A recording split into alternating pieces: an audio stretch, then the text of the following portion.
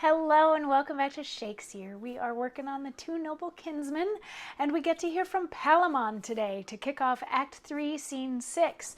So Palamon was broken out of prison by the jailer's daughter, even though he didn't really want to go because that meant he'd be farther away from Emilia, even though he'd been moved to a cell that didn't look out onto the garden where he would be able to see her anymore. But anyway, he was hiding in the bushes, and then he got bored with hiding in the bushes, and he saw Arcite, and he jumped out to confront Arcite and was like, hey, we need to fight now, but I need some food and I need some armor and stuff like that first. And Arcite was like, all right, I'll go get files to take off your shackles, and I'll get some food and I'll get some armor.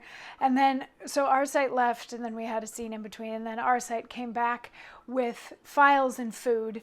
So they ate, and they actually had sort of a lovely time while they were eating. But then they started reminiscing about things, and then they got to reminiscing about Emilia, which revived the "we need to fight and kill each other" bit. So Arcite had gone off to get swords and armor so that they could finally have this duel.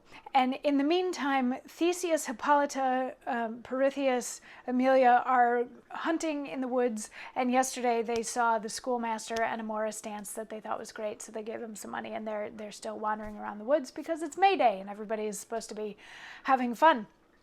So we kick off Act 3, Scene 6 with Palamon coming out and saying, "About this hour my cousin gave his faith to visit me again, and with him bring 2 swords and 2 good armors.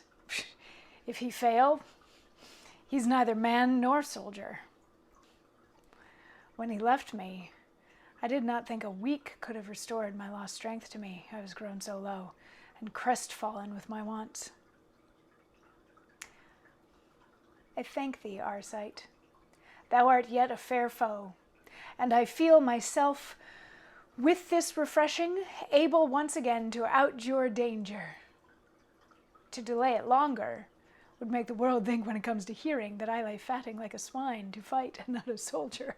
Therefore, this blessed morning shall be the last, and that sword he refutes, if it but hold, I kill him with. 'Tis justice.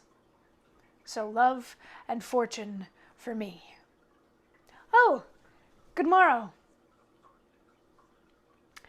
So what he's saying is that he's expecting Arcite to come back any minute now with swords and armor so that they could fight, but also that he is feeling much more refreshed than he thought he would, and he actually owes that to Arcite for bringing him food and fresh clothes and files to take the shackles off and that sort of thing. He's like, I'm feeling much better. I'm feeling myself. I feel like I could actually do this whole thing. And he's like, I'm feeling so good that if I sit here too much longer without fighting anybody, people are going to start to call me lazy. So we need to do this.